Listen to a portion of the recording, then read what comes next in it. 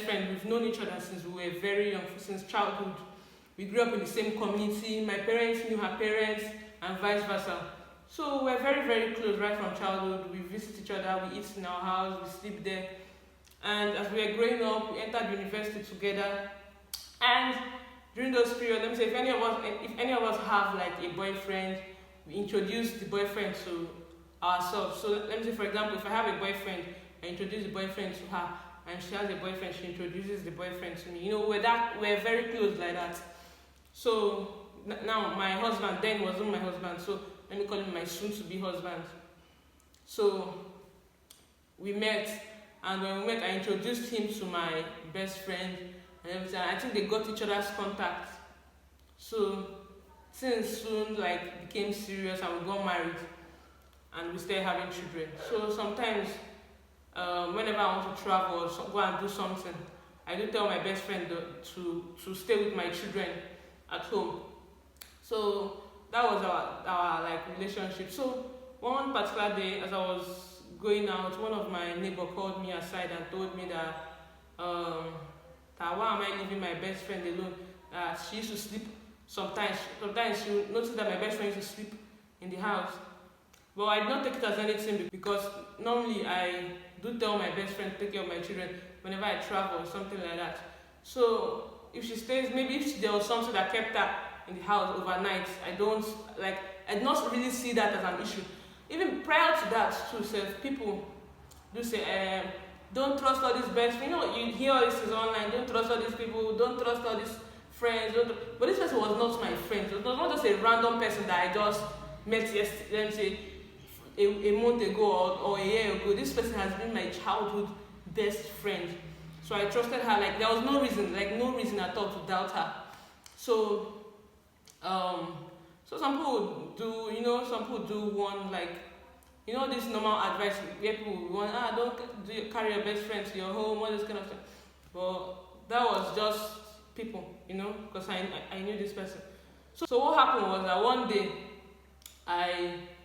my husband's phone was charging, and I mistakenly, I don't know what led me there, but I saw a notification, and I saw my best friend's name there, and I read it. The message was the message was, "How are you, babe?"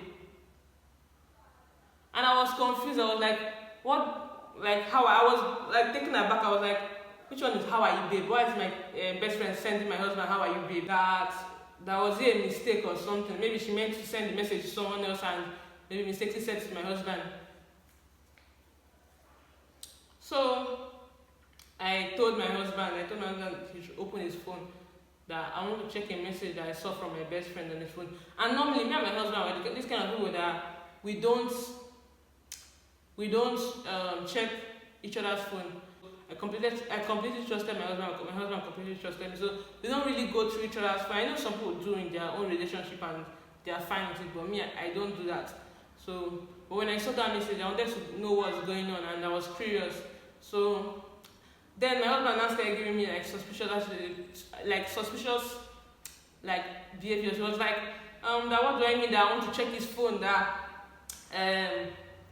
when did that one start, that don't I trust him. I was like, yes, I trust him. I just saw a message from my best friend. I just want to check what it's all about. Maybe she mistakenly typed it to you, sent it to you wrongly. I just want to know what's about. He was like, that he cannot show me his phone, that he doesn't want to start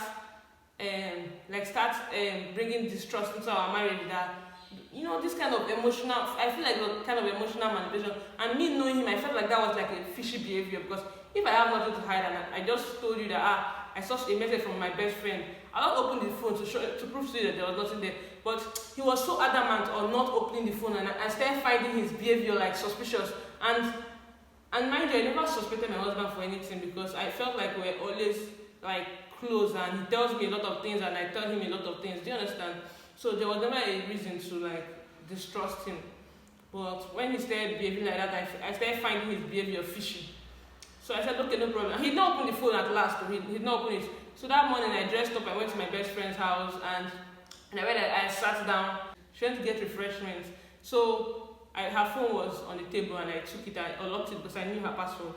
So I went to my husband's message, and I saw their message together, and there were a lot of like message that you would think that these people have. In fact, the kind of message that I saw is not something that I can even repeat back to you. It was very bad, and I was like, and my best friend came out, and I was like, so I called her name. I was like, that what is all this thing going? What is going on between you and my husband? What is all these messages that I'm seeing? And when she saw that I was holding her phone, like it was like her face became pale and like someone caught red-handed, you know. So she was like, she was kind of like, this kind of explanation that doesn't make sense. She didn't even know what to say at that moment because she was caught off guard. So she was like, whenever the children need something, I'll tell your husband to like get it for them as he's coming back from work. But I told her that. But these messages that I saw, they're not messages that bring something back for the children as they're coming back, or bring social and something that we are lacking in the house. This is not those kind of messages that these messages are like sexual, all those kind of talk. So she was like that. She was just, I don't know, she was just trying to create excuses. Everything she was just saying was not making sense at all. So I just left the house and I went to my house and I was crying. Hey! I was so heartbroken. I cried like my heart was being ripped out of my body. I was so upset. I was just crying and crying and crying. I did not know what to do, because if this was a friend, and let me say they do this kind of thing to you, you'll be like, okay, it's my fault because I brought a friend into my home, But this person was my best friend, someone that I trusted, someone that felt like a sister, This was kind of like more of like my sister, So I never expected that from a best friend. I never expected that from someone like I considered my sister, because we grew up together. We slept in the same bed, everything. So I was just devastated. I was crying. So I picked up the phone and I called my mom and I told my mom that, see, this is what happened. My mom now told me that I should come to her house. Like I left that place and I came to her house and I was just crying. For 2 weeks I was just in the house. I was not myself. I could not even, if you ask me what happened during those 2 weeks, I will not be able to tell you what happened, because I was just in another, I was present there, but I was in another, my mind, everything was in another place. I was very devastated. So after the whole 2 weeks, they called my family came, they called my husband's family, they called the girl's family and exposed everything and told them that, see, this was what happened, though, that, what kind of thing is this? So the girl's family, they knelt down and started begging and they said they're very sorry that, and let me move back, like during those 2 weeks that I was in my mother's house, my husband was always calling me, but I could not pick any of his calls because I knew that I did not know what to say to him. So do you understand? I don't know what to say to him. Did I tell him, I've forgiven you or something? So I don't know what to say to my husband. So I did not pick any of his calls for those 2 weeks. So when they called the whole meeting now, my best friend's side, they were very apologetic and everything. And my husband too, he himself and his family, they were very sorry. They said, it's the devil.